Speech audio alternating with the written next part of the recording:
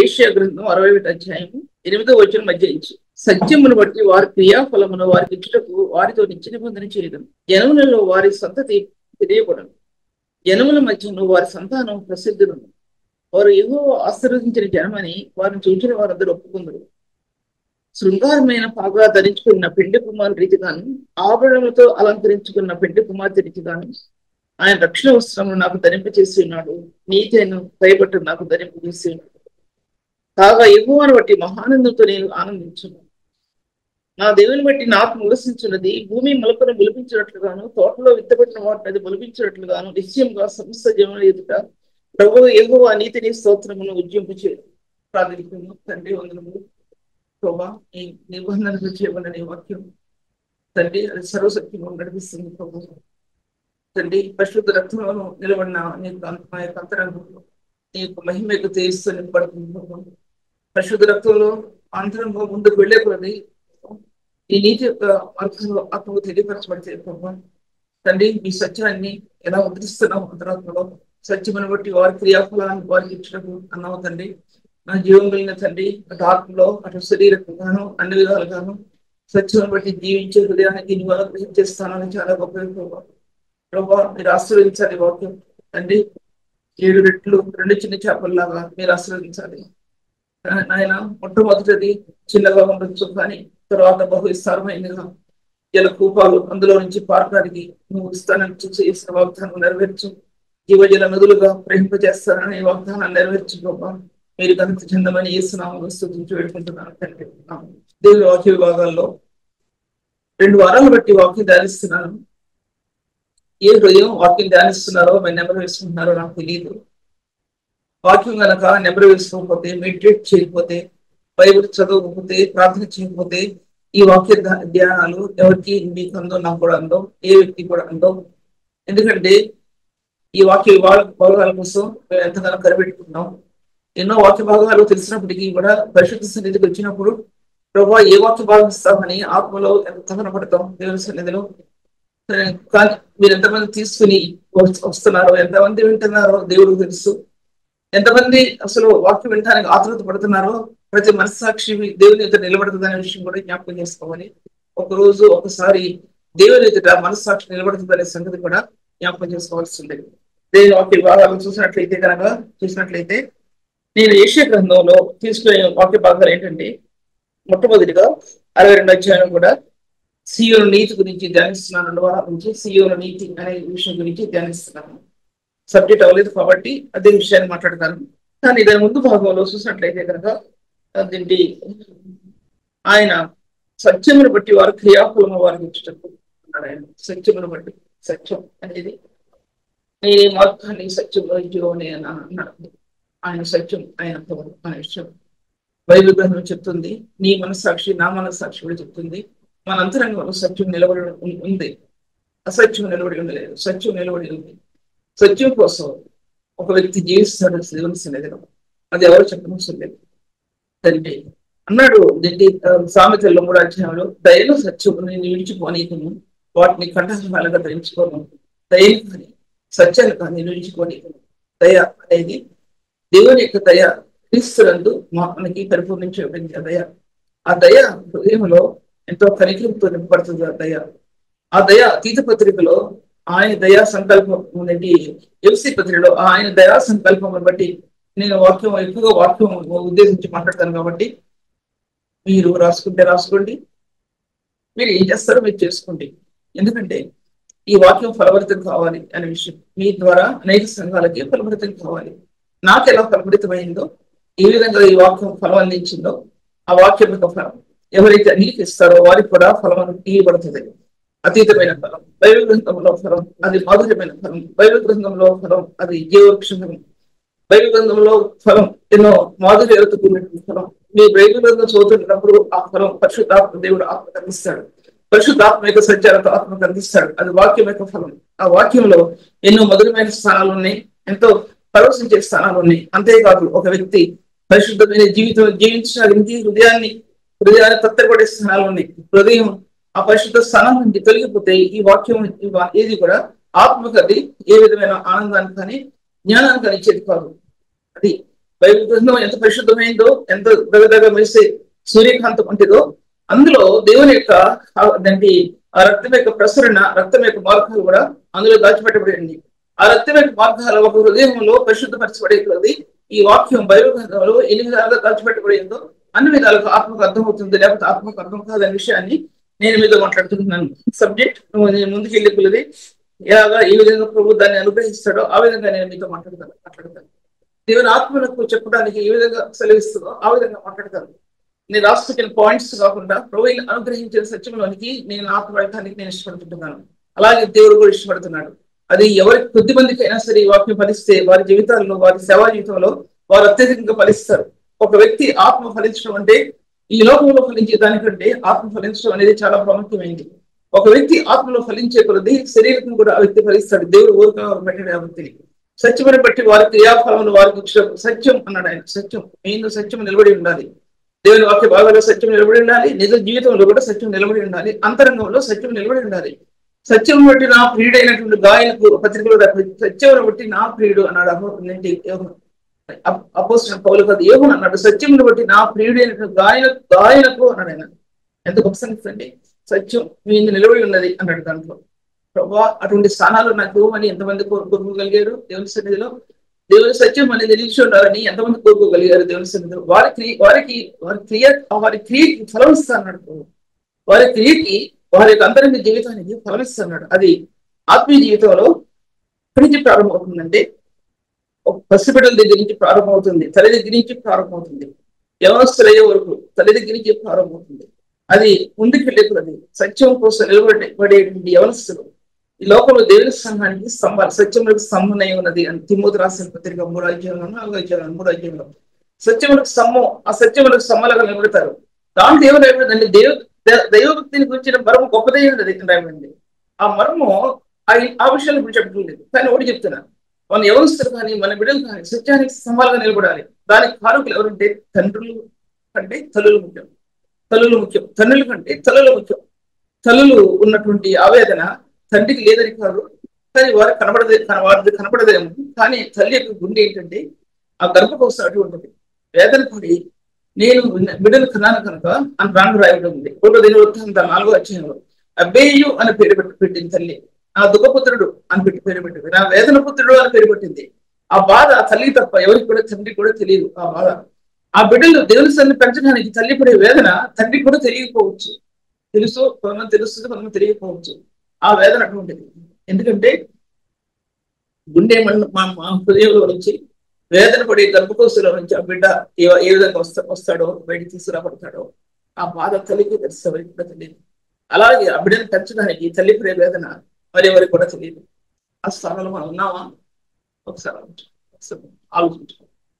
ఆ స్థానంలో మనం ఉన్నాం అనేది ఒకసారి మనం ఆలోచించుకోవాల్సిన విషయం. దాంట్లో ఎందుకంటే సత్యాన్ని బట్టి అన్నాడు, సత్యమును బట్టి ఏ విధంగా సత్యములో ప్రతిష్ఠించడానికి ఏ తల్లిదండ్రులు అయితే తమ బిడ్డల కోసం ప్రయాసపడతారో వారి క్రియాఫలం ఉంది.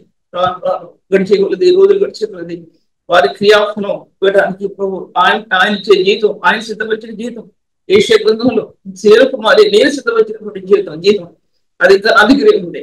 నా సియోను కుమారికి నేను బహుమానం తీసుకుని వస్తున్నాను. సియోను కుమారి తెలియజేయండి.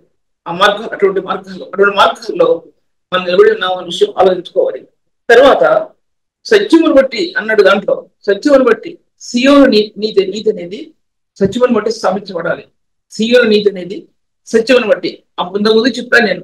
యాకోబు ఈ విధంగా సత్యం కోసం, ఆశీర్వాదం కోసం హృదయం పరిశుద్ధపరచబడిన హృదయంతో ప్రార్థించడం సియోను ద్వారాలు ఎలా తెరబడ్డాయో అనేది సబ్జెక్ట్ చెప్పడానికి అది అవ్వదు. ఎందుకంటే చాలా విషయాలు పరిశుద్ధాత్మ దేవుని యొక్క సహాయంతో ఏ మాట చెప్పాలో ఆ మాట కంటే ముందు వెనక నేను వేరే చెప్పడానికి నాకు కుదరదు. ఎందుకంటే ఈ యాకోబు యొక్క గుమ్మాలు కట్టబడ్డాయి, యెరూషలేములో కట్టబడ్డాయి. యాకోబు యొక్క గుమ్మాలు తన ప్రార్థించిన అనుభవాలు యెరూషలేములో కట్టబడ్డాయి. మనం ప్రార్థించిన స్థాయి హృదయం సమర్పించుకొని ప్రార్థించిన స్థాయి. వాక్యం చెప్తుంటే ఎంతోమంది దగ్గర వాక్యం చెప్తుంటే వాక్యాన్ని బట్టి హృదయం శుద్ధిపరచబట్టకపోవడం సరికదా. వాళ్ళు చేసే ప్రార్థనలు ఎలా ఉంటాయంటే నీతిమంతుల్లాగా చేస్తారు ప్రార్థనలు. నీతిమంతుల్లాగా చేసే వారి ప్రార్థన ఎలా ఉంటదంటే వారి జీవితాల్లో ఇంత క్రియ కూడా కనబడదు. ఇంత కనబడదండి క్రియ, ఇంత ఫలం కూడా కనబడదు. నీతిమంతులుగా చేస్తే మంచిదే, కానీ వారి జీవితంలో ఇంత క్రియాఫలం కనబడదు.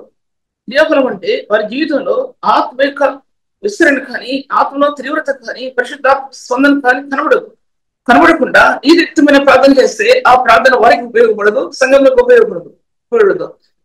ప్రార్థన అనేది ఆత్మ ఉపయోగంతో కూడిన ప్రార్థన, పరిశుద్ధాత్మ దేవునికి ఉపయోగంతో కూడిన ప్రార్థన. రోమిలా సంగతి 8వ అధ్యాయంలో చెప్పసఖ్యం కాని మునులతో ప్రార్థించే ఆత్మ అది శిలువ యొక్క మార్గాల కేంద్రం నుంచి, ప్రభు యొక్క విజ్ఞాపన నుంచి ఆ చెప్పసఖ్యం కాని ప్రార్థన ఆత్మకు వస్తుంది. అది విజ్ఞాప రహస్యం, ప్రభు యొక్క ప్రేమ యొక్క రహస్యం. ప్రభు ప్రేమను పంచుకున్న హృదయం ప్రభు యొక్క ప్రేమను కలిగిన హృదయంలో ఆ భారం ఉంటుంది. ఉండదు. ప్రభు ప్రేమ తలంచినటువంటి నీవు, ప్రభు ప్రేమని హృదయంలో పెట్టుకున్నటువంటి నీవు ఎంతసేపు ఈ లోక సమయం అహేక విచారాలతో జీవిస్తున్నటువంటి మీరైనా నేనైనా సరే ప్రభు యొక్క ప్రేమ లేకపోతే ఈ స్థానాలు హృదయంలో ఉండొస్తాయి కదా. సేవా జీవితం ఫలభరితం కాదనే విషయాన్ని నేను మీతో మాట్లాడుతున్నాను. సత్యమును బట్టి వారి క్రియాఫలాన్ని అనుకోవు, వారి క్రియకి ఫలం ఇస్తానని చాలా ఉంటుంది. అప్పుడు ఒక వ్యక్తి సత్యం కోసం వ్యక్తి జీవితంలో ప్రభు ఇచ్చే క్రియాఫలం చాలా తెలియమైంది. ఆయన జీవితం తీసుకొస్తాడు. ఆయన జీవితం మనకెవరు ఇవ్వరు, మన తోటి వారు ఎవరు, మనకి ఎవరు ఇవ్వరండి, ఎవరు చేతులతో ఎన్నో అనుభవాలు ఉన్నాయి నా జీవితంలో. మా హస్బెండ్ ఏంటి అబ్రాడ్ నుంచి వచ్చిన తర్వాత ఇక్కడ రైల్వేస్ ఎగ్జామ్స్ రాసి, రైల్వే ఎగ్జామ్ గ్రూప్ 3 రాసి దాంట్లో సెలెక్ట్ అయ్యారు. సెలెక్ట్ అయిన తర్వాత అప్పుడు పిల్లలు చిన్నోళ్ళు 5 సంవత్సరాలు 3 సంవత్సరాలు ఇంకో బాగోట్లేదు. చాలా కష్టంగా ఉండేది. ఆ డబ్బులంతా మేము సంపాదించుకున్న డబ్బు, అబ్రాడ్ లో ఉండే ఒక వ్యక్తి సంపాదించుకున్న డబ్బు ఎంతంటే 1,80,000. అర్థమైంది కదా, 1,80,000 అంటే నవ్వారు అందరూ. అబ్బా, అబ్రాడ్ లో ఉండి 1,80,000 తెచ్చుకున్నారు నవ్వారు. ఎందుకంటే యథార్థమైన స్వచ్ఛమైన డబ్బు అది తెచ్చి బ్యాంకులో వేస్తున్నాం. కొంచెం డబ్బే అనుకున్నాను. అయినా సరే నువ్వు ఇచ్చావు కదా, అది 2 చేతులతో సంపాదిస్తే లక్షల కోట్లు ఉండేది. కానీ నీ యథార్థతను బట్టి నువ్వు అనుగ్రహించిన నా గురించి ఎక్కువ చెప్పకూడదు కాబట్టి తొందరగా వెళ్ళిపోతున్నా. కానీ దాంతో ఒక చిన్న ఇల్లు కొనుక్కున్నాం. ఇంకో స్థలం ఏదో అమ్మి ఆ ఇల్లు కొనుక్కున్నాం. 2,60,000 ఇల్లు కొనుక్కున్నాం, కట్టింది కొత్త ఇల్లు. అది ఇప్పుడు పడగొట్టి మళ్ళీ బిల్డింగ్ కట్టాం. అది చిన్న ఇల్లే, 2,60,000. ఇప్పుడు దాని విలువ ఎంత అయింది? కోట్లు అయింది. అయిందంటే అసలు నా చేతుల్లో లేదు, ఆయన చేతుల్లో లాక్కున్నాడు. అది ఇల్లు కట్టుకోవాలని లేదు నాకు, ఆయన తీసుకున్నాడు వస్తానని, ఆయన లాగి కట్టించాడు ఇంటిని. అలా జరిగింది. అది చెప్పేది ఏంటంటే మనకి ఇచ్చింది కొంచెమే.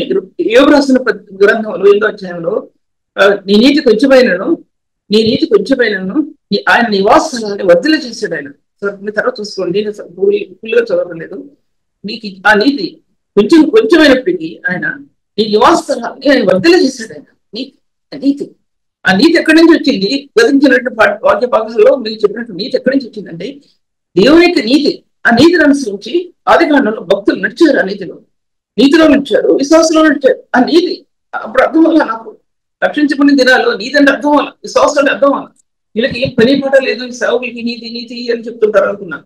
విశ్వాసం అని చెప్తుంటారు, వీళ్ళకి ఏం అర్థం కావట్లేదు శ్రేణిగా అనుకునేదాన్ని. నీతి అంటే ఏంటి, విశ్వాసం. మరి ఎంతమందికి అర్థం కావట్లేదంటే తప్పిదోలో ఉన్నారన్న విషయం మాట్లాడుతున్నాను. తప్పిదోలో ఉన్నారు, ఎవరికి అర్థం కావట్లేదు. అప్పుడు నేను తప్పిదోలో ఉన్నాను కాబట్టి నాకు అర్థం కాలేదు. నాకు ఎందుకు అర్థం కాలేదంటే అసలు ఆ సబ్జెక్ట్ అర్థం కాల.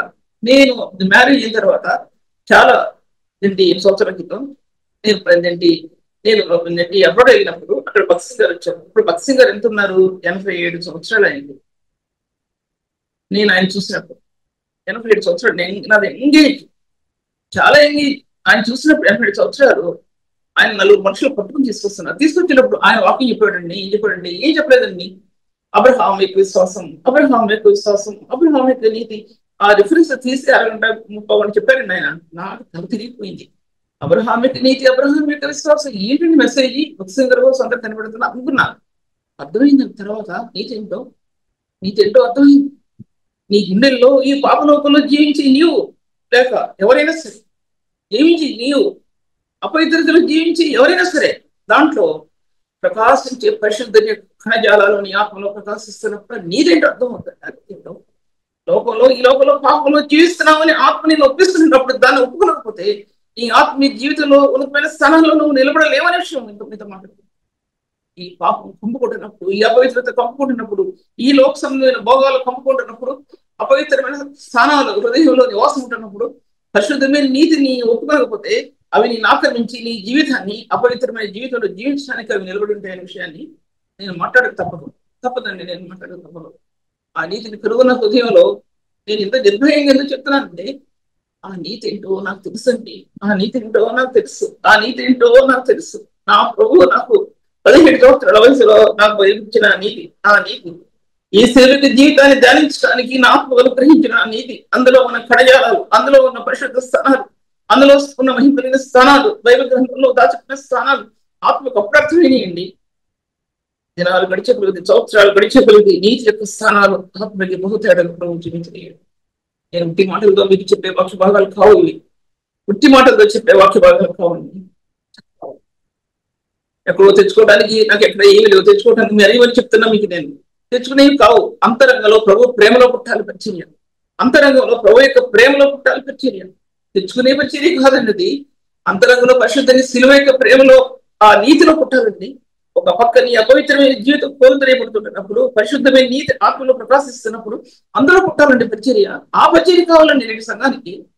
లేని కోరు బోధలు తీసుకొస్తే ఎవరింట్లో మన జీవితం మారకపోతే సంఘం జీవితం ఏమారుద్దండి? ఏమీ మారదు. సంఘస్థులు ఎప్పుడు సేవకుని చూస్తారు, పెద్ద పెద్ద వాళ్ళని చూస్తారు, వాళ్ళు ఎలా ఉన్నారు అనేది. అటువంటి జీవితంలో నీతి నీ గుండెల నుంచి దొర్లించబడకపోతే, ప్రవాహంగా కుమ్మరించబడకపోతే, ఏరులై పారకపోతే ఆ నీతి ఏ హృదయం ఆకర్షించుకుంటుందండి? ఏ హృదయం కూడా ఆకర్షించుకోతుంది.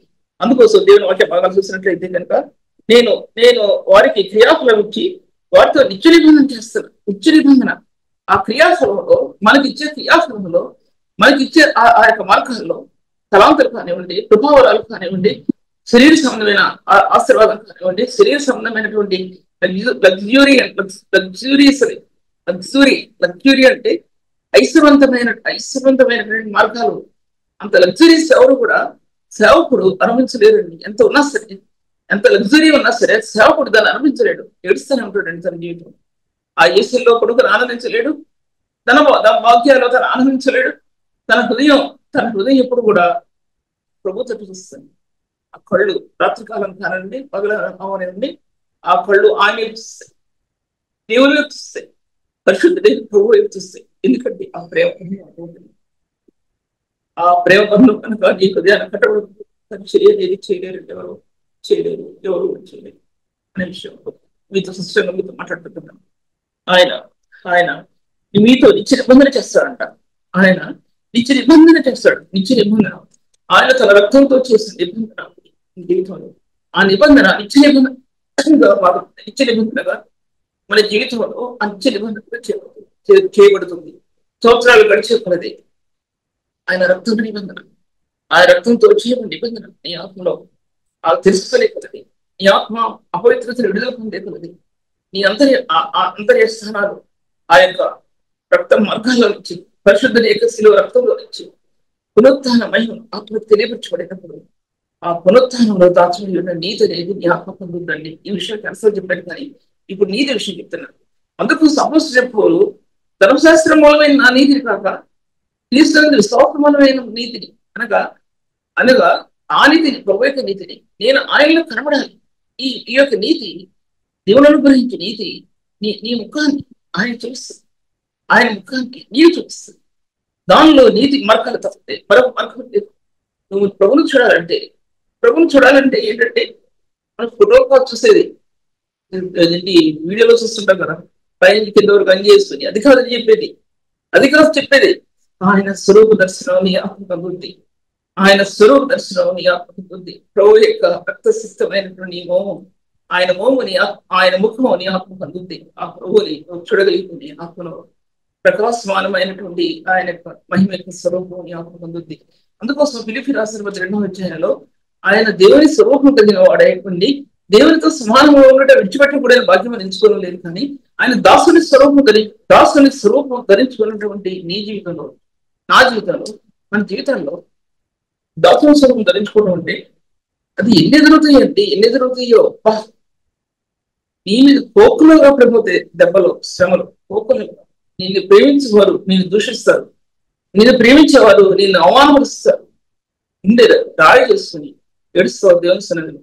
ఎందుకంటే ఆ సమయంలో అర్థమవుతుంది దేవుని నీతి మార్గాలు నీ ఆత్మకి ఎలా తెరవబడతాయో, పరిచర్య ఎలా సాగుతుందో అనేది అప్పుడు తెలియపరచబడినప్పుడు అప్పుడు పరిచర్య తేలిక అవుతుంది, లేకపోతే తేలిక కాదు. ఒకసారి ఇక్కడ మెసేజ్ చెప్పమంటే భయపడతాం, ఇంకోసారి మెసేజ్ చెప్పమంటే భయపడతాం. కానీ ఆ మార్గంలో నీలో ఉంటే ఆ స్థానాల్లో నీ హృదయం సీయోను గుమ్మాల్లో ప్రభు రారాజుగా ఆయన ప్రవేశించిన స్థానాలు నీలో ఉంటే అప్పుడు ఆత్మలో బహు తేటైన దర్శనం ఆత్మ లభిస్తుందండి. బహు తేటైన దర్శనం ఆత్మ లభిస్తుంది. ఈ విషయాలు మీకు చెప్పడానికి నా హృదయం ఎంతో ఆతృత పడుతుంది. నీ వాక్యం బోధిస్తున్నానంటే నాది ఏమి నేను కనబర్చడానికి ఇక్కడ కూర్చోలేదు. నాది ఏమి పెద్ద నేనేదో గొప్పదాన్ని చెప్పుకోవడానికి మీరు కూర్చోరా. నా ప్రభువు యొక్క స్థానాలు మీకు చెప్పడానికి ఇక్కడ కూర్చున్నా నేను. దాన్ని ఎంతమంది పొందుకుంటున్నారో నాకు తెలియదు. ఎంతమంది పొందుకుంటే ఈ యొక్క స్థలాలు ఎంత ఎంత జీవం కలిగినవిగా ఎంతో మంది వచ్చి నీవు, కానీ ఎక్కడ కనబడతావు. నీ ప్రభువుకు నువ్వు స్థానం ఇస్తేనే, దేవుని సన్నిధిలో వాక్యం వినడానికి నీకు స్థానం ఇస్తేనే నీ ఆత్మ పట్టబడటం అనేది జరుగుతుంది, లేదా జరగదు. ఎవరో పండితులు కాదు, ఒక్కసారి తెచ్చి పెట్టుకుంటాను. నేను గ్రహించుకున్నది ఏంటంటే అంతరాత్మ ఎన్నిసార్లు దేవుని సన్నిధిలో ఖాళీ చేయబడుతుందో అంతర్యం ఎన్నిసార్లు ప్రభు దగ్గరికి వచ్చి కన్నీరు కచ్చబడుతుంది. అది నాకు అర్థమైపోయింది. ఎందుకు అర్థమైందంటే ఎన్నో చోట్ల వాక్యం చెప్తాం, ఎన్నో మెసేజ్ చెప్తాం. ఒకసారి నిజమైన హృదయానికి నా హృదయం అనిపిస్తుంది. ఎవరు నేనిస్తాను సమయంలో ఎవరు లేరు, బయటికి వెళ్ళిపోయారు. ఒక్కదాన్ని అన్నాను, వెళ్ళిపోతాను నా గదిలో బిడ్డపోయి ఏడుస్తానండి దేవుని సన్నిధిలో. ఒక్కటే ప్రార్థిస్తానండి, ప్రభా నీ దర్శనం నాకు. ఎందుకంటే ఏదొడ్డుగా ఉంది నీకు నాకు మధ్యలో, ప్రభా నీ దర్శనం నాకు చూపించు. ఒక రెవల్యూషన్ నీవు ఆత్మకి ఈ తెర చిరిగిపోవాలి ప్రభా, గతించిన తెర చిరిగిపోవాలి ప్రభా. నీ మహిమాయుక్తమైన తెర నాకు కలిస్తేనే అంతరాత్మ నీ సన్నిధిలో నీ మహిమను నేను చూడగలుగుతాను ప్రభా అని అన్నప్పుడు అంతరాత్మ ప్రభు యొక్క రక్తధారంలో ఆ స్థానాల నుంచి ఆ మహిమను చూడగలుగుతుంది. ఎప్పుడైతే మహిమను చూడగలుగుతుందో బైబిల్ గ్రంథం రివీల్ చేయబడుతుంది, బైబిల్ గ్రంథం తెరవబడుతుంది. సత్యం ఆత్మ తెలియపరచబడదండి, లేకపోతే తెలియపరచబడదు. ఎంతసేపు ఇతరులతో ఉన్నాడు, ఎంతసేపు ఇతరులు సహించుకొని, ఎంతసేపు ఇతరులో ఉన్న లోపాలని తీసి మంచిని బయటపెట్టరు. లోపాలని ఎక్కడో లోపం ఉంటే ఆ లోపాన్ని తీసి, కాని వాటిని మనకు సంబంధించిన వాటిని తీసి బయటపెట్టి అంటే వ్యక్తులు వారి జీవితంలో అధమ స్థితిలో ఉన్నారనే విషయం, నేను గ్రహించుకుని చెప్తున్నాను.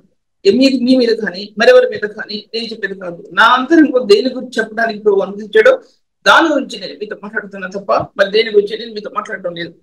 నేను వాక్య భాగాలు చూసినట్లయితే ముందుకెళ్తున్నాను. నేను నిత్య నిబంధన చేశాడు ప్రభు.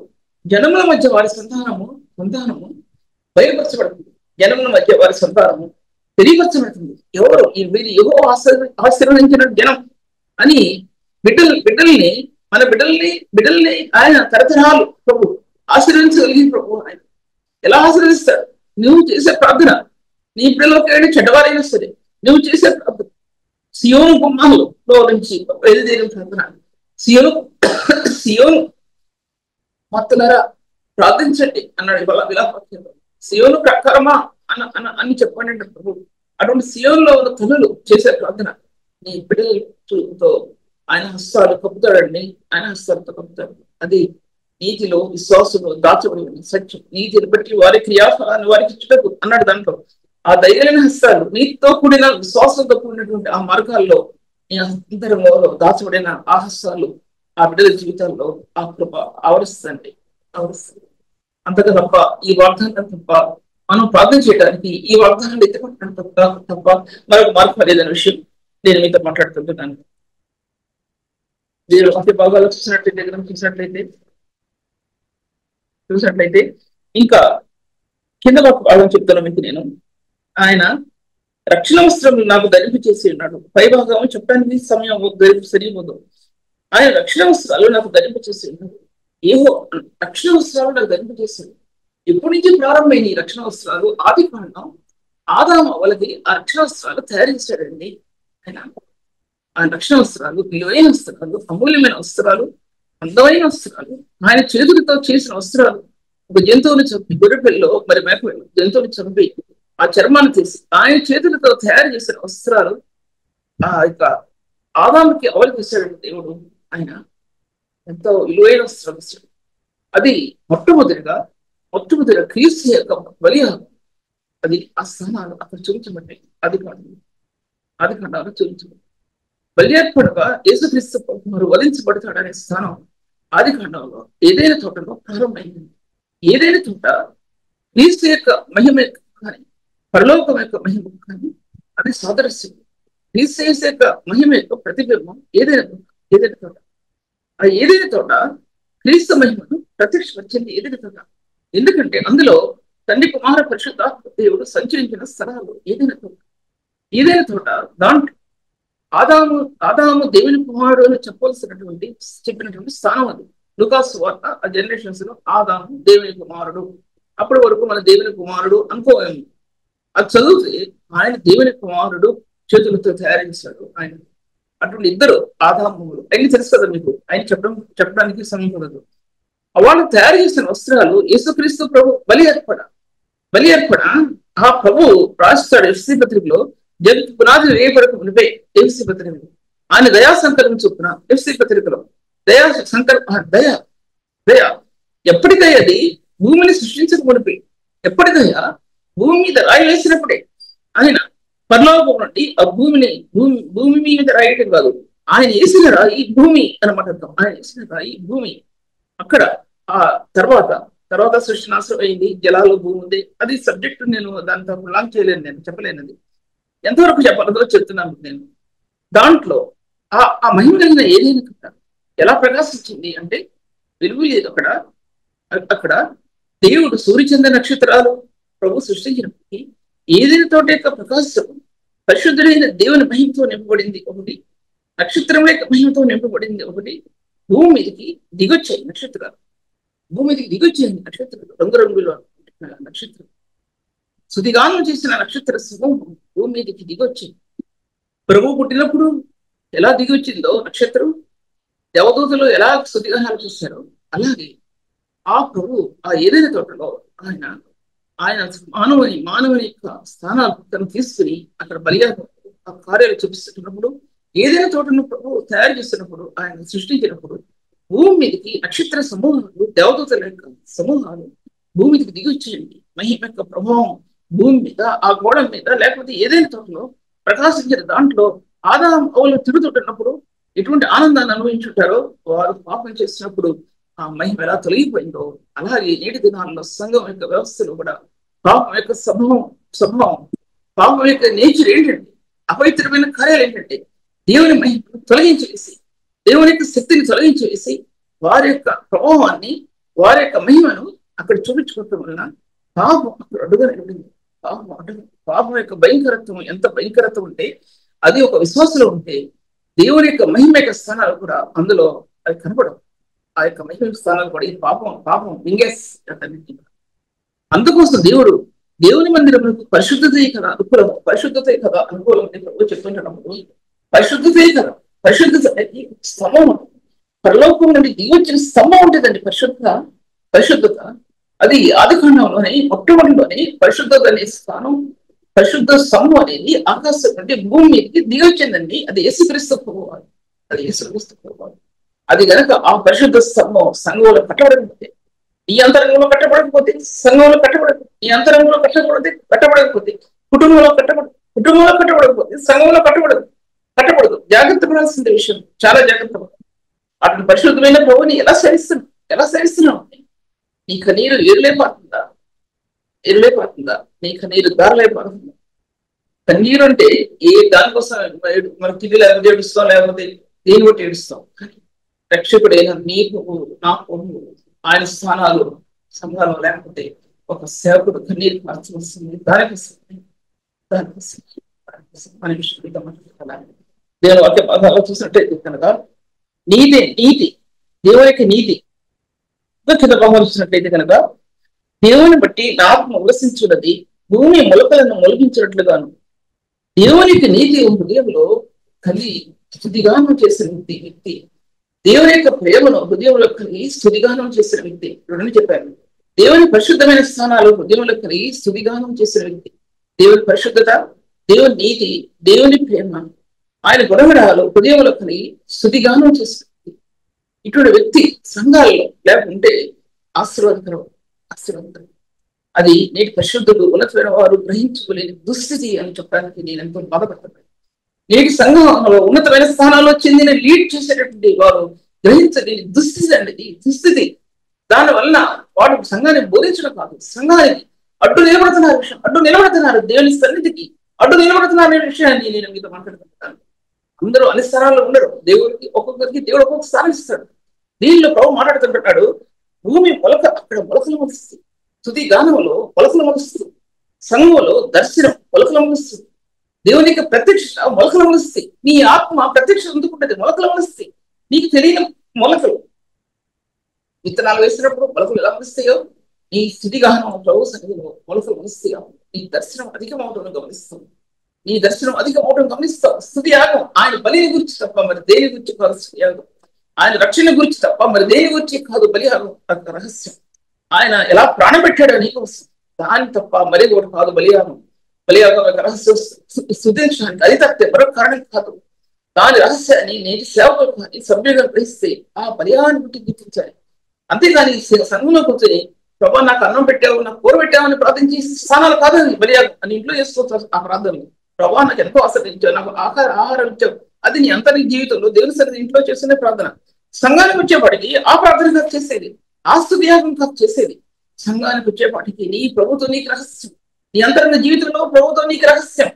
పాట పాడేవంటే ఆ పాట నీ గుండెలో నుంచి రావాలి.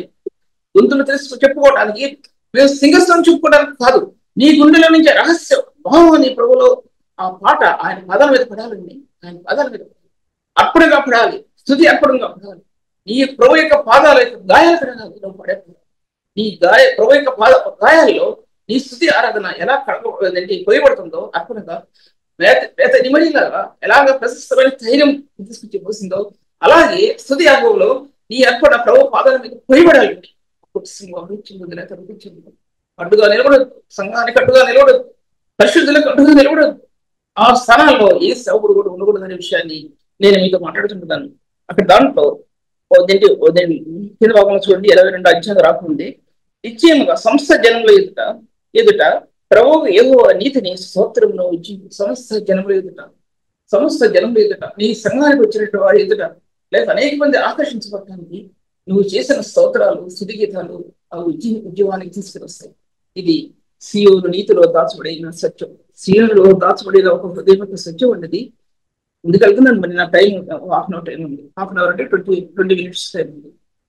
దేవుని వచ్చే భాగంలో సీయోను నీతి అనేది హృదయంలో కట్టబడిందా? ఎలా కట్టబడింది? నీ రక్తంలో నుంచి కాదు, ప్రభు యొక్క నిబంధన రక్తంలో నుంచి అది తొలుచుకుంటూ సీయోను నీతి అందులో నుంచి తొలుచుకుంటూ సీయోను మార్గాన్ని నిలబడతలేదు అన్నాడు. ఎలా అన్నాడు, సీయోను మార్గాలు ప్రలాపిస్తుంది, వేదన పడుతున్నాయి. సీయోను మార్గాలు వేదన పడుతుంది, సీయోను మార్గాలు వేదన పడుతుంది. ఎందుకు వేదన పడుతున్నాయి అంటే దానిలో ప్రవేశించేవాడు ఎవరు లేరు అనమాట. విలాపాలు చదవండి, ఎంత వేదన పడుతున్నాయి అంటే ఆ మార్గాలు అవి దుఃఖపడుతున్నాయి. సీయోను మార్గాల్లో రారాజు ప్రవేశించే మార్గాలు విశ్వాస హృదయంలో కట్టబట్టం లేదు అనమాట. విలాపాలు చూద్దాం, నేను రిఫరెన్స్ ఇవ్వలేదు కానీ రారాజు ప్రవేశించి మహిమ కలిగిన రాజు అన్నాడు దాంట్లో కీర్తనలో. మహిమ కలిగిన రాజు ప్రవేశించినప్పుడు మీ ద్వారా తెరవు. ఆ మహిమ కలిగిన రాజు పరిశుద్ధుడైనప్పుడు నీ హృదయంలో నీ హృదయంలో సంచరించినట్లుగా మీ హృదయాలు తెరవండి అని అడుగుతాను. అక్కడ సీయోను మార్గాలు ప్రలాపిస్తున్నాయి అన్నాడు. ఇలా దాంట్లో దీన్ని ఉన్నతమైన చాలా ఎత్తైన కొండ సీయోను అనేది చాలా లేఖనాలు నెరవేర్చబడాలి. ఇప్పుడు ప్రవచనాలు నెరవేర్చబడి ప్రభు వచ్చాడు, ఆయన చనిపోయాడు, పునరుత్థానుడై తిరిగి వెళ్ళాడు. లేఖనాలు ప్రవచనాలు ఏ విధంగా చూస్తున్నాయంటే నువ్వు రెండో రాకడు కోసం ఎదురు చూస్తున్నాయి. రెండో రాకడలో రెండో తెగ ఆయన సీయోను కొండ మీద రాజ్యం వెళ్తాడనే విషయం ప్రవచనాలు జ్ఞాపకం చేయబడతాయి. ప్రవచనాలు అనే విషయం క్రీస్తు యొక్క సత్యాలు బయలుపరచబడేవి. ప్రవచనాలు ఆత్మ సంబంధమైనవి కానీ శరీర సంబంధమైనవి కావు. మనం శరీర సంబంధమైన వాటిలో ప్రవేశించడానికి శరీర సంబంధమైన కావు ప్రవచనాలు. ఒక ఆత్మ సంబంధమైన వ్యక్తి ప్రభువుని ప్రవచనాల ద్వారా వెతికే మార్గం. కానీ 70 సంవత్సరాలు నుండి తర్వాత ప్రార్థన చేస్తాడు, ప్రభా నీ ప్రవచనం నెరవేర్చబడాలని మధ్యలో పట్టబడ్డాను. అది ప్రవచనం నెరవేర్పు. ప్రవచన నెరవేర్పులో దేవుని యొక్క ప్రత్యక్షత, దేవుని యొక్క కాంతి అందులో దాచిపెట్టబడింది. దేవుని యొక్క మార్గం, దేవుని యొక్క శక్తి ప్రవచనంలో దాచిపెట్టబడింది. నేటి ప్రవచనాలు దేని గురించి ప్రవచిస్తున్నాము, దేని గురించి మాట్లాడుతున్నాం అనే విషయాన్ని ఒకసారి ఆలోచించుకోవలసిన విషయం. అది ప్రవచనం మనుషులు ఇచ్చేటట్టు కలగలేదు అని చెప్పింది. మనుషులు పరిశుద్ధులు ప్రవచనాలు చెప్పారంటే పరిశుద్ధాత్మ మూలంగా వారు వారు దేవుని ఆత్మతో ప్రవచించి ప్రవచనాలను దేవుని శక్తిని గురించి, దేవుని యొక్క మార్గాలను గురించి, దేవుని యొక్క కార్యాన్ని గురించి ప్రవచించారు. అది ఇక ప్రవచనాలు ఎక్కడ ఆగిపోయి అంటే ప్రభు యొక్క మరణం పునరుత్థానుడైన తర్వాత ప్రవచనం ఆగిపోయింది. ఇప్పుడు ప్రవచనం ఎప్పుడు మొదలవుతుందంటే మళ్ళీ ప్రభు యొక్క రెండవ రాకడ మధ్యాకాశం ప్రభు వచ్చినప్పుడు ఈ ప్రవచనాలు నెరవేర్పు మళ్ళా జరుగుతుంది. అదనమాట. అది బిబిలికల్ వేలో ఇది దాచబడిన సత్యం. బిబిలికల్ వే అంటే బైబిల్కి సంబంధించినటువంటి ఈ యొక్క వార్తల్లో అదే అర్థం. దేవుని యొక్క వాక్య విభాగాల్లో దాచబడి ఉన్న లోతైన సత్యాలు ఇవి అనమాట. నేను ఒక్కో పాపం చెప్తున్నాను. ఇందాక ఏదైనా తోట గురించి చెప్పాను. ప్రవచనం అనేది అక్కడ మొదలు పెట్టబడింది. ఏదైనా తోటలో నుంచి ఆయన విలువైన వస్త్రాలు ధరింపజేసి ఆదాముకి ఇచ్చినట్టు వాగ్దానాన్ని బట్టి అన్నాడు, నువ్వు స్త్రీ సంతానాన్ని నువ్వు దాన్ని తల మీద కుడతావు అన్నాడు. ప్రభు యొక్క రక్తం దాని తల మీద కుడుతుంది, దాని తల మీద కుడుతుంది. ప్రభు యొక్క శిలువ అనుభవం దాని తల మీద కుడుతుంది అన్నమాట అర్థం. ప్రవచనం అక్కడ మొదలు పెట్టబడింది. ప్రవచనం గ్రహించండి సహోదరి ద్వారా ప్రవచనాలు ఏంటో గ్రహించుకోండి. ఈ ప్రవచనం ఆత్మ సంబంధమైనటువంటివి. దేవుని వాక్యం నెరవేర్చబడేటువంటి ఈ ప్రవచనాలన్నీ కూడా. తర్వాత ఉన్నతమైన కొండ, చాలా ఎత్తైన పర్వతం సియోను కొండ, చాలా ఎత్తైన పర్వతం. ఏంటి ఎత్తైన పర్వతం అంటే అసలు యెరూషలేము కంటే. తర్వాత దీన్ని దావీదు ఎక్కినటువంటి ప్రార్థన, దీన్ని ఆ కొండ ప్రార్థన చేస్తాడు కదా, దాంట్లో జ్ఞాపకం అట్లా ఆ కొండ, తర్వాత యెరూషలేము కొండ, తర్వాత సియోను కొండ, దీన్ని గొల్గోతా కొండ, ఇలాగ ఎన్నో కొండలు ఉన్నాయి. ఈ కొండలన్నిటికంటే కనుక ఈ సియోను కొండ చాలా ఎత్తైన పర్వతం చాలా ఎత్తైన పర్వతం. ఈ ఎత్తైన పర్వతాలలో ఒక్కో దానికి ఎన్నో ఆధిక్యతలు దాచిపెట్టబడి ఉన్నాయి ఒక్కో దానికి. తర్వాత దీన్ని హెర్మోన్ మంచు అది మళ్ళీ మాట్లాడతారు. దీంట్లో సియోను కొండ అనేది అక్కడ నీతి గురించి, సియోను నీతి గురించి బయలుపరచబడింది. సియోను కొండ ఒకటి ప్రభు యొక్క రెండవ రాకడలో ఆ సింహాసనం, ఆ నీతి కలిగిన సింహాసనం సియోనులో ఎలా స్థాపించబడుతుంది అనే విషయంలో దాచిపెట్టబడి ఉంది. తర్వాత అందుకు చెప్పాను కదా, దావీదు కెద్రోను వాగు దాటి సియోను కొండ మీదకి వెళ్ళినప్పుడు గుడ్డివారిని ఎలాగ ఆయన తోలివేశాడో, ఆయన గుడ్డివారు ఉంటే ఆ ప్రభు ఎందుకు రావడం అనే విషయం కూడా అంతకుముందు చెప్పాను నేను. తర్వాత సియోనులో అక్కడ దాని తర్వాత ప్రభు దావీదు గురించి కూడా మళ్ళీ చెప్పాను మీకు నేను. అతను అరోనా కళ్ళెం వద్ద ప్రభు ప్రత్యక్షమవుతాడు. తెలుసు కదా, తెగులు వచ్చినప్పుడు ఆ టాపిక్స్ నేను చెప్పలేనని చెప్పాను, అందుకని చెప్పాను. కాబట్టి అక్కడ ప్రత్యక్షమైనప్పుడు దేవుని మందిరం స్థలం కొట్టాడు దావీదు అరోనా యొద్ద. రాజా అది ఎంత నీకు అంటే, లేదు నేను వెలయించుకుంటాను, అది దేవుని నీతిలో దాచుకుని వెలయించుకుంటాను. సైన్యాన్ని లెక్కబెట్టినప్పుడు వెల ఇవ్వటం మర్చిపోయాడు. మోషే నియమించిన కానుకలు ఇవ్వటం మర్చిపోయాడు. నష్టం వచ్చేసింది సైన్యం మీదకి. అర్షికీలు చెల్లించాలి. సైన్యాన్ని లెక్కబెట్టేటప్పుడు అర్షికలు అది చెల్లించినప్పుడు, ప్రభా నువ్వు ఇచ్చిన నాకు బలాత్సయము సైన్యం మీద నీది ప్రభా అని అర్థం. ఆ సంగతి మర్చిపోయాడు. అర్షికలు ఇవ్వటం మర్చిపోయాడు. మోషే నియమించిన కానుక విషయం మర్చిపోయాడు. అర్పణను మర్చిపోయాడు. అక్కడ దేవుని మందిరాన్ని కట్టడానికి ఆ స్థలాన్ని ఎలా ఏర్పాటు చేయబడిందో దాని ముందు భాగం చెప్తాను మీకు నేను. అక్కడ ఎబూసీయుడైన ఓనాను కళ్ళం వెళ్తా ప్రభు ప్రత్యక్షమైనప్పుడు, ఖడ్గం చూసినటువంటి సైనికులకు అధిపతి యెహోవా నిలబడినప్పుడు జ్ఞాపకం చేసుకోండి అంటాడు. అక్కడ అన్ని చదువుతుంది అర్థం ఉంది. తర్వాత ఆ స్థలాన్ని దేవుని మందిరం కోసం దావీదు కొనటం మనం చూడగలుగుతున్నాం. దేవుని మందిరం కోసం కొనబడిన స్థలం, దేవుని మందిరం కోసం అర్పించబడిన నీ హృదయం, దేవుని మందిరం కోసం నువ్వు స్థాపించినటువంటి ఆ మార్గం, దేవుని మందిరం కోసం నువ్వు చేసే సేవ ఎలా ఉంది? నీతియుక్తంగా ఉందా? యథార్థంగా ఉందా? అది సత్యంతో ఉందా? అది సత్యమైనగా ఉందా? దేవుని గుణగణాలు అక్కడ ప్రవహించాయా? దేవుని గుణగణాలు అందులో స్థాపించబడ్డాయా? నీ సంఘంలో స్థాపించబడ్డాయా? పరిశుద్ధుని హృదయంలో స్థాపించబడ్డాయా? నీటి సేవకుని జీవితంలో స్థాపించబడ్డాయా గుణగణాలు? ఆ నీతి ఉందా? పాపాన్ని ఖండించగలిగే నీతి, అపవిత్రతను ఖండించగలిగే నీతి ఉందా? కొంచెమైనా ఉందా? కొంచెం కాదు. ఒక వ్యక్తిలో నీతి ఉన్నప్పుడు అది జీవిత కాలంలో ఆ నీతి మార్గాన్ని చూపిస్తుంది. ఉన్నతమైన మార్గానికి ఆ నీతి నిన్ను నడిపిస్తుంది. దేవుని యొక్క గ్రంథం ఇవ్వబడటానికి పరిశుద్ధత ఎంత ప్రాముఖ్యమైందో నీతి అంత ప్రాముఖ్యమైనది. నిలబడినప్పుడు ఆ నీతి జీవదాయకమైన నీతి అన్నది దాంట్లో జీవదానికి జీవం ప్రవహిస్తూ నుంచి నీ హృదయాంతరం నుంచి నీ హృదయం నుంచి జీవధారలు ప్రకాశిస్తాయి. సామెత అన్నాడు, నా కుమారుడా నీ హృదయాన్ని నాకి, నీ హృదయం నుంచి జీవధారలు ప్రవహిస్తాయి, నీ హృదయం జీవధారలు ప్రవహిస్తాయి. సేవకులారా, ఎందుకంటే ఈ సత్యమునందు ఆత్మ ప్రతిష్ఠించబడతాయి, జీవధారలు ప్రవహిస్తాయి హృదయం నుంచి. ఆ జీవధారలు నీ హృదయాన్ని దాహం తీరుస్తాయి. నీ కుటుంబ దాహం తీర్చబడుతుంది. నీ హృదయ దాహం తీర్చబడకుండా కుటుంబ దాహం తీర్చబడదు, సంఘం యొక్క దాహం తీర్చబడదు. నేటి సంఘ వ్యవస్థలో నిజమైన సంఘ వ్యవస్థలో ఏది పరిచయం, ఏది ప్రభువుని వచ్చిన పరిచయం ఎక్కడ? నేను ఒకవేళ అబ్బాయినైతే అందరూ ఇష్టపడేవారు, అమ్మాయిని కాబట్టి ఎవరు ఇష్టపడరు. ఎందుకంటే జ్ఞానం ప్రధానమైందే కానీ స్త్రీ యొక్క జ్ఞానం ప్రధానమైంది. అదే కానీ నా స్థానంలో వ్యక్తి ఎవరైనా బ్రదర్స్ ఎవరైనా చెప్తే ఎంత ఆనందించేవారు అందరూ. కానీ దురదృష్టం, నేను ఈ లోకంలో అమ్మాయిగా పుట్టాను. ఈ వాక్యం ఎలా వచ్చిందో నాకు దేవునికి తెలుసు, మీకు తెలియకపోవచ్చు. కానీ నా హృదయం దేవునితో ఎలా ఉందో దాని గురించి ఈ వాక్యం పుట్టింది. ఈ వాక్యం ఈ పరిచయం పుట్టింది. అందుకంటే నేను మీకు ఎక్కువగా చెప్పగలటానికి సాధ్యపరచబడదు. తర్వాత అక్కడ దేవుని మందిరం కట్టాలి, సీయోనులో దేవుని మందిరం కట్టాలి.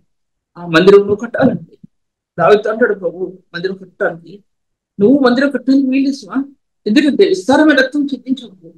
నీవు నీ గర్భంలో పుట్టవు కుమారుడు మందిరం కడతాడు, నువ్వు కట్టడానికి వీల్లేదు. ఎందుకు విస్తారమైన రక్తం చిందించాడు? యుద్ధాలు చేశాడు, ఎన్నో యుద్ధాలు, రక్తం లెంగించాడు. దాంట్లో నిర్దోషుల ప్రాణాలు కూడా పోయింది.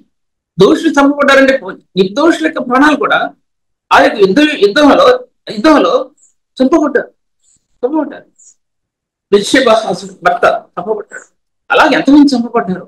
రాజ్యం కోసం నిలబడిన వారు, దేశం కోసం నిలబడిన వారు, రాజు కోసం నిలబడిన వారు, తర్వాత అటు వాళ్ళు యుద్ధంలో చంపబడ్డారు. దావీదు నువ్వు విస్తారమైన రక్తం చెంది నువ్వు కట్టడానికి వీలేదు, నువ్వు కట్టద్దు. దేవుడు ఎంత నిష్పక్షపాతమైందండి. దేవుడు ఎంత నిష్పక్షపాతమైంది. హృదయంలో అపవిత్రత పెట్టుకుని దేవుని మందిరం కట్టడానికి ఎలా సాధ్యం? అపవిత్రమైన కార్యాలకు చేతులు పెట్టి దేవుని గ్రంథాన్ని ప్రకటించడానికి ఎలా సాధ్యం అండి? సంఘం ఎలా కట్టబడుతుంది అనేది నాకు అర్థమైంది. దాంట్లో నాకు అర్థమైన విషయాలు మీతో మాట్లాడుతున్నాను. నువ్వు దేవుని మందిరం కట్టద్దు, నీ గర్భం పుట్టబోవు నీకు ఆఖరి వరకు నిలబడ్డాడని దాన్ని దేవుని మందిరం కట్టడానికి, దేవుని మందిరం కట్టడానికి నమూనాలంతా సమకూర్చుకున్నాడు. వెండి, బంగారు, రత్నాలు, పచ్చులు, వైడూర్యాలు, తర్వాత ఇనుము, తర్వాత దేవుని మందిరం కావాల్సిన సామాగ్రి అంతా కూడా ఎన్నో డాళ్ళు బంగారం అన్నాడండి. ఎన్నో డాళ్ళు బంగారం. ఎంత బంగారం తీసుకొచ్చాడు, లెబనాన్ నుంచి తీసుకొచ్చాడు. తను అనేకమైన యుద్ధాలు చేసి అక్కడి నుంచి తీసుకొచ్చాడు. యుద్ధాలు చేసి న్యాయయుక్తంగా తీసుకొచ్చాడు, అన్యాయం తీసుకురాలేదు. తను చేసింది ఒకటి, అన్యాయ క్రియ ఒకటే. కానీ ఎక్కడ కూడా అతను అవినీతి కనపడదు. న్యాయయుక్తంగా డబ్బు తీసుకొచ్చాడు, బంగారాన్ని తీసుకొచ్చాడు, దేవుని మందిరాన్ని కట్టింది. అది కావాలండి. నీ హృదయం అనే స్థానంలో, నీ హృదయం అనే దేవాలయంలో మొట్టమొదటిగా యథార్థత, పరిశుద్ధత అనే స్థానాల్లో ఆయన మందిరంలో ఆయన నివాసస్థలో నీ హృదయంలో కట్టబడితేనే ఇవన్నీ వస్తాయి. లేదా రావు. నీతి లేని వ్యక్తి, సత్యం లేని వ్యక్తి అతనికి జ్ఞానం అందించబడదు. పరిశుద్ధత లేని వ్యక్తికి బైబిల్ గ్రంథం తెరవబడదు. ఆ గ్రంథం కట్లు ఇవ్వడానికి ఎవరికి సాధ్యం కాదు అన్నమాట అర్థం. క్రీస్తునందు విమోచించబడిన వారు, ఆ రక్తంలో హృదయం పరిశుద్ధపరచబడిన వారికి ఈ బైబిల్ గ్రంథం విడదీయబడుతుందండి, లేకపోతే విడదీయబడదు. మన ముందున్నటువంటి దేవుని బిడ్డలు అంత పెద్ద రిఫరెన్స్ బైబిల్ రాశారంటే ఇన్ని సంవత్సరాలు జీవిత కాలం అంతా కూడా కష్టపడి రాసిన రిఫరెన్స్ బైబిల్ అని వారి జీవిత కాలం అంతా ఒక రోజు కాదు, ఒక సంవత్సరం కాదు, ఎన్నో సంవత్సరాలు కష్టపడి రాసిన బైబిల్ గ్రంథాలు, రిఫరెన్స్ బైబిల్ ఎంత ప్రేమ ఉంటే రాశారండి, ఎంత రివల్యూషన్ అంటే రాశారండి. అవి ఎంత ప్రేమ ఉంటే ఆ దేవుని మీద ఎంత ప్రేమ ఉంటే. పరిశుద్ధులైన ప్రభు, దేవాది దేవుడు మహిమాస్వరం ఆయన సిలువేయబడినప్పుడు ఆ సిలువేయబడిన రహస్యంలో నీ అంతరాత్మ ముద్రించబడిందా? నీ అంతరాత్మ ముద్రించబడి ఏదో ప్రభు ప్రేమ అని నేను చెప్పడం కాదు. సిలువ వేయబడినటువంటి దేవుని స్వరూపంలో, క్రీస్తు యొక్క స్వరూపంలో నీ అంతరాత్మ ఆయన రక్తంలో ముద్రించబడిందా? ముద్రించబడకపోతే ఈ వాక్యం అర్థమవుతుంది. ప్రభు యొక్క ప్రేమ అంటే ఏంటో అర్థం కాదు. సంఘాలు పట్టుకుంటాం, డాక్టర్స్ పట్టుకుంటాం, ఇది డాక్టర్ ఉందా లేదా అనుకుంటాం. కానీ ఒకే డాక్టర్ అండి, క్రీస్తు యొక్క శిలువ యొక్క రక్తం, ఆయన పునరుత్థానం యొక్క రహస్యం డాక్టర్ అదొకటే డాక్టర్. అది నీ హృదయంలో ఉంటే డాక్టర్స్ అన్ని విడదీయబడితే ఎవరు చెప్పే అవసరం లేదండి. ఫలాందని ఒక నిమిషం ఏముంది, నేను ముందు వెళ్తున్నాను. తర్వాత అందుకోసం ఆయన దావీదు దావీదు సియోనులో రాతి పలకలు స్థాపించాడని చెప్పాను కదా, ముందు వాళ్ళని చెప్పాను. 1 రాజుల 8వ అధ్యాయంలో సొలొమోను మందిరం పెట్టిన తర్వాత సియోనులో ఉన్న రాతి పలకలు తీసుకొచ్చి ఇక్కడ దాంట్లో ఎక్కడ స్థాపించాడు ఆ స్థలాన్ని తీసుకొచ్చి దేవుని మందిరంలో వాటిని స్థాపిస్తాడు. రాతి పలకలు రాతి వంటి హృదయంలో ఆ పలకల్లో దేవుని చిక్కబడిందండి. మన జీవితంలో రాతి వంటి హృదయం మురుక్కులు మనకి రాయవారు మనల్ని ఆయన రక్తంతో చెక్కి ఆయన వాక్యాన్ని బదిలీ చేశాడండి. హృదయం అందులో నీతి పొంగి పొర్లి పారింది, పరిశుద్ధత పొంగి పొర్లి పారింది. ఆ ప్రేమ యొక్క రహస్యాలు పారిని ఆయన యొక్క మార్గాలు అది గ్రహించారా? ఎప్పుడైనా గ్రహించారా? ఒకసారి ఆలోచించుకోవాల్సింది. తర్వాత ఆయన దావీదు పురములో నుండి అని చెప్పాడు. దావీదు పురములో నుండి అన్నాడు. దాంట్లో దావీదు పట్టణం అని పేరు పెట్టే పెట్టాడు దేవుడు అక్కడ. దాంట్లో నుంచి ఆ సియోనికి దావీదు పురం అని కూడా పేరు పెట్టబడింది. ఆ సియోన్ అంటే దావీదుకి ఇన్ని ఎలా తెలుసు? అసలు నాకు అర్థం కాదు. ఎలా తెలుసు దావీదుకి? ఇప్పుడు వాళ్ళకి ఎవరికి తెలియట్లా. అప్పుడు దావీదుకి ఎలా తెలుసు అండి? ఎన్ని ఎలా తెలుసు? ప్రతి ఒక్కటి దావీదుకి ఎలా తెలుసు అనే దానికి ఒక విషయం చెప్తానండి. నీ అంతరంగంలో సత్యాన్ని, అంతరంగంలో జ్ఞానాన్ని బయలుపరుస్తాడు. అంతరంగ జ్ఞానం అభివృద్ధి పరచబడడానికి క్రీస్తు విమోచన రక్తంలో మీ ఆత్మ ప్రతి క్షణం తడపడదు. ఆ తడపడకపోతే కొంతమంది మాట్లాడుతుంటారు, ఇది మాకు తెలుసండి రక్తం విమోచన, మేము ఎప్పుడో రక్షించబడ్డామండి అని చెప్పిన మాటలు చాలా మంది దిగుబడి విన్నాం. కానీ జీవితం ఏది? జీవితంలో కనబడాలి కదా, అక్కడ ఎలా కనబడాలి కదా, నీ ఆత్మలో నీ దర్శనంలో కనబడాలి కదా, నీ బోధించే బోధలో కనబడాలి కదా. అత్యధికమైన ఆకర్షణ, పాపాన్ని ఖండించగలిగే శక్తివంతమైన సాధకమైన వాక్యం నీ హృదయం నుంచి బయటికి రావాలి కదా. అదే లేకుండా మన చేతి తిప్పి మాట్లాడితే ఎవరికి ఉపయోగం ఉంటుంది? ఎవరికి ఉపయోగం అనే విషయం ఒకసారి ఆలోచించుకోవాలి. తర్వాత సియోను స్థానం అనేది చెప్పేసి నేను ముగిస్తాను, ఎందుకంటే సబ్జెక్ట్ అవ్వదు కాబట్టి. సియోను స్థానం అనేది బైబిల్ గ్రంథంలో చాలా ఉన్నతమిస్తాడు. అందులోకి ప్రభు దిగిస్తాడు. ఎప్పుడంటే 2వ రాకడ వచ్చిన తర్వాత పరిశుద్ధులతో ప్రభు వచ్చి సియోనులో దావీదు సింహాసనం అంటే దావీదు సింహాసనం ఒక పాత సింహాసనం అక్కడ ఉందన్నమాట. అర్థం కాదు. అక్కడ దావీదు సింహాసనం అనేది ఆయన మానవ స్వరూపి అది లోకంలో వచ్చిన స్థానం. దావీదులో నుంచి ప్రభు ఎలా తీసుకురాబడ్డాడో అది ఆయన మానవ స్వరూపిగా ఎలా తీసుకురాబడ్డాడు, భూమి మీదకి ఎలా వచ్చాడు అనేది సియోను తెలియపరచడం. వాగ్దానంతో నిబంధనలతో నింపబడింది సియోను స్థానం. ఆయన అక్కడికి ఇస్తాడు, సియోను కొండ మీద ఇస్తాడు. వచ్చి ఆయన రాజ్యాన్ని స్థాపించాడు. అంత పరిపూర్ణమైన స్థానం ఏంటంటే సియోను స్థానం. తర్వాత అందులో సియోను కొండ మీద రూపాంతర అనుభవం. సియోను కొండ మీద రూపాంతర అనుభవం అంటే ఏంటంటే ఒకటి ధర్మశాస్త్ర సంబంధమైనటువంటి ఆ కొండ హోరేబు కొండ, దాని కూబేటి సినాయి కొండ. తర్వాత ఇదేంటి ఇంకోవైపు చూస్తే కలవరి కొండకు ముందు రూపాంతరపు కొండ. ఈ 4 విషయాలు 4 భాగాలు చెప్పాలి, కానీ 4 భాగాలు కూడా మీకు ఒక లైన్ లో చెప్తున్నా, 2 లైన్స్ లో చెప్తున్నా.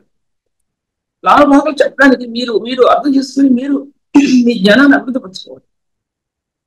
మధ్యలో ఎత్తైనటువంటి సియోను కొండ, ఒక పక్క చూస్తే ధర్మశాస్త్రంతో కూడినటువంటి ఆ సినాయి కొండ, ఒక కుడివైపున చూస్తే ఏంటి రూపాంతర కొండ.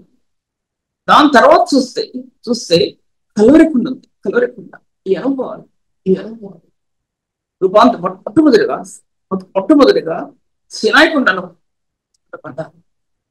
మహామహిమలో ప్రకాశించినటువంటి దివ్య స్వరూపం, సూర్యకాంతాన్ని పోయినటువంటి ఆ దివ్య స్వరూపం, ఏ వ్యక్తి దగ్గరికి వెళ్ళడానికి సాధ్యపడినట్టు ఆ దివ్య స్వరూపం అది రూపాంతర కొండ అనుభవంలో మోషే నిలబడినట్లు మనం చూస్తాం. దాంట్లో ఏరియా నిలబడినట్లు చూస్తాం పాత నిబంధన గ్రంథాల నుంచి. ఈ దర్శనం అనేది అర్థం చేసుకోండి. కలవరి కొండ స్థానంలో ఒక వ్యక్తి నిలబడితే అంతరాత్మ ఈ ఫోకస్ అంతా కూడా దీంట్లో ఏముంది, దాంట్లో ఏముంది, దాంట్లో ఆత్మ ఈ ప్రతిష్ఠిస్తుంది. కలవరి స్థానంలో నిలబడితే ఒక వ్యక్తి అది కలవరి స్థానంలో ప్రభు యొక్క శిలువను ఒక వ్యక్తి ఏకమైతే ఈ ఫోకస్ ఎలా ఉంటుందండి? ధర్మశాస్త్ర సంబంధమైన మార్గాలు ఆత్మకి అవి ఫోకస్ చేయబడతాయి. తర్వాత సియోను కొండ స్థానాలు ఫోకస్ చేయబడతాయి. రూపాంతర కొండ స్థానాలు ఈ హృదయానికి ఫోకస్ చేయబడతాయి. అది చేయబడకపోతే ఈ వాక్యం చెప్పలేదు. ఏంటి అని చెప్పలేదు. ఆ షీట్స్ ఆత్మలో తెరవబడినటువంటి షీట్, ఒక విధంగా చెప్పాలంటే ఆత్మలో తెరవబడినటువంటి ఒక తెరది, సినాయి కొండను కప్పినటువంటి తెర మధ్యలో ఈ యొక్క సియోను కొండను కప్పటి పరిపూర్ణమైన స్థానంలో నిలబడినటువంటి సియోను కొండ బైబిల్ గ్రంథంలో ఉంది. పరిపూర్ణమైన స్థానంలో నిలబడినటువంటి సియోను, దీంట్లో తెరలు కల్వరి తెరలు అంటే రక్త ముద్రలు. ఒక్కో తెర దాటుకుంటే ముందుకెళ్ళాలి. రక్షకాంతి ఎంత ప్రకాశమానమైంది! రక్షకాంతి సియోనులో సూర్యకాంతి ప్రకాశించాలంటే నీ హృదయాంతరంగులు రక్షకాంతి ప్రకాశించాలి. నీ హృదయం రక్షకాంతి క్రీస్తు యొక్క శిలువ రక్తంలో నుండి ఒక డ్రాప్ నీ హృదయంలోకి ఇవ్వబడింది. దానిలో ప్రకాశించడానికి నీ హృదయం ఇష్టపడితే అంతకంతకు ప్రకాశమానం అవుతుంది. ఏ వ్యక్తి కూడా అటువంటి స్థానాన్ని పోగొట్టుకోడు. సియోనులో పరిశుద్ధాత్మ దేవుని యొక్క ఆ యొక్క క్రీస్తు ప్రభు రక్తాన్ని దేవుడు, పరిశుద్ధాత్మ దేవుడు నీ హృదయంలో ముద్రించినప్పుడు ఆ స్థానం కంటే ఆ వ్యక్తి మరొక స్థానాన్ని కోరుకోడు. మరొక పాపంలోకి వెళ్ళడు, మరొక అపవిత్రతలోకి వెళ్ళడు, మరొక పాప జీవితం మీద వెళ్ళవు. అది అతి విలువైన స్థానం. ఈ హృదయానికి దేవుడు అమూల్యమైన స్థానం. మహిమ కలిగిన నీ ఆత్మ ఇస్తాను, మహిమ కలిగిన ప్రభావంతో కూడిస్తాను. తెరల చేత కట్టబడిన నీ హృదయాంతరాన్ని ఒక్కొక్క తెర విడదీయబడుతున్నాడు. క్రీస్తు యొక్క మహిమా దర్శనాన్ని నువ్వు చూస్తుంటావు, అర్థం అవుతుంది ఈ మహిమ గల స్థానాలు అంటే ఏంటో. నువ్వు కలవరి రక్తంలో ప్రవేశించకుండా ఈ మహిమ గల స్థానాలు చూచాకి ఇవ్వడానికి, ఏదో నామకార్థం ఇవ్వడానికి, లేకపోతే ఏదో కిటికేస్తే వచ్చి రావడానికి, ఊర్తే రావడానికి, అది ఏమనుకుంటున్నారు? అది ఊర్తే వచ్చి పడిపోవడానికి ఏంటది? గుండెల్లో తగులుతున్నటువంటి క్రీస్తు వేసే ఉన్నతమైన స్థానాలు కలవరి రక్తంలో నీకు దహించబడే ఆత్మ నీ హృదయంలో అంతరాత్మ దహించకుండా ఈ దర్శన భాగ్యం మీ ఆత్మకి ఎవరికైనా సరే, నాకైనా, మీకైనా, మరెవరికైనా సరే ఎలా దొరుకుతుందని అనుకుంటున్నారండి? ఎలా ఆత్మకి ఇవ్వబడుతుందండి సత్యం? ఎలా ఆత్మకి ఇవ్వబడుతుంది సత్యం? సియోను మధ్యలో ఇది ఇచ్చపి ముగించేస్తాను. సియోను కొండ మధ్యలో నిలబడినటువంటి ధర్మశాస్త్ర సంబంధమైనటువంటి అదేంటి ఆ కొండ మధ్య మర్చిపోతున్నాను.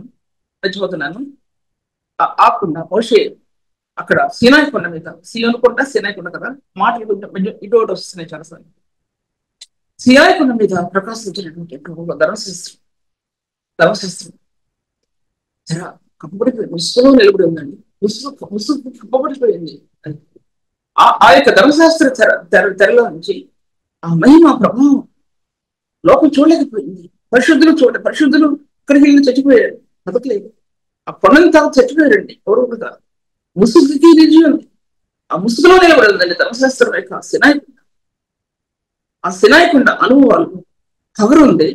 పాత నిబంధనటువంటి ఇష్మాయిల్ సంతానం దాంట్లో పాత నిబంధన ధర్మశాస్త్రం ఉంది. నేటి దినాల్లో లోకంలో ఉన్నటువంటి ఈ జాతులు తెలుసు కదా, ఏం జాతులు ఉన్నాయి అన్నాడు ఇష్మాయిల్తో. గాడిద ఉంటే మనసు అన్నాడు. గాడిద ఉంటే మనసు సంతానం, అటువంటి సంతానం. గాడిదకి ఎటువంటి మైండ్ ఉందో అటువంటి మైండ్, మంచి చెట్టులు ఎరగనటువంటి ఆ మైండ్, అది దాంట్లో నిలబడి ఉంది ఆ జాతులు. అయినా కనిగిరి కలిగిన దేవుడు ధర్మశాస్త్ర సంబంధమైన స్థానాలు ఆ జాతులకు ఇచ్చాడండి. ఇప్పుడు కూడా అలా నిలబడి ఉన్నారండి దేశాలన్నీ కూడా. ఎన్నో దేశాలు నిలబడి ఉన్నాయి, గల్ఫ్ దేశాలు ఎన్నో దేశాలు ఉన్నాయో. తర్వాత ఎన్నో తెలుసు కదా, 2-3 చెప్తాను. కువైట్ కానీ, బహ్రెయిన్ కానీ, దోహా కానీ, ఖటార్ కానీ, సౌదీ కానీ, తర్వాత ఏంటంటే అవన్నీ గల్ఫ్ కంట్రీస్. తర్వాత అవి చిన్న చిన్న దేశాలు. తర్వాత లెబనాన్ దేశం. ఇప్పుడు గాజా ఇప్పుడు ఇస్రాయేల్కి పాలస్తీనాకి మధ్య నలిగిపోతుంది. గాజా పాలస్తీనాలకు ఫిలిస్తీన్కి ఇచ్చేసినప్పటికీ కూడా ఆ గాజా నలిగిపోతుంది. చచ్చిపోతున్నారండి జనాలు. పిల్లలు సహితం కూడా, పసిబిడ్డలు కూడా ప్రాణాలు పెట్టేస్తున్నారు. అటు అంత్యకాల దినాల్లో మనం ఉన్నాం. బైబిల్ గ్రంథం యొక్క చరిత్ర బైబిల్లోనే దాచిపెట్టబడలేదండి. ఆ బైబిల్ గ్రంథం యొక్క చరిత్ర ఈ లోకంలో ప్రచురించబడింది. అప్పుడు ఈ బైబిల్ గ్రంథంలో ఎన్ని జాతులు ఉన్నాయో అన్ని జాతులు అది నిర్గమకాండం 31 అధ్యాయాలు దాంట్లో నుంచి బయలుపెట్టాయి. దాని నుంచి బయలుపెట్టి నేను చెప్పకూడదు, ఓపెన్ చెప్పకూడదు. మళ్ళీ 11 అధ్యాయాలు భాషలు కూడా అక్కడే బయలుదేరి అది కానీ 11 ఎన్ని భాషలు బయలుదేరాలి, ఎన్ని జాతులు బయలుదేరినాయో దాన్ని నిర్గమకాండం 33 అధ్యాయంలో బయలుదేరినాయి. ఎక్కడి నుంచి ఎలా బయలుదేరినాయి అది కూడా మీకు తెలుసు చెప్తాను. మూడోది నేటి క్రైస్తవ సంఘం యొక్క విభాగాలు అసలైన పరిశుద్ధ స్థానాలు విడిచిపెట్టి అనేకమైన విభాగాల్లోకి వెళ్ళిపోవడానికి ఎవరు కారణం అంటే క్రైస్తవులు కారణం.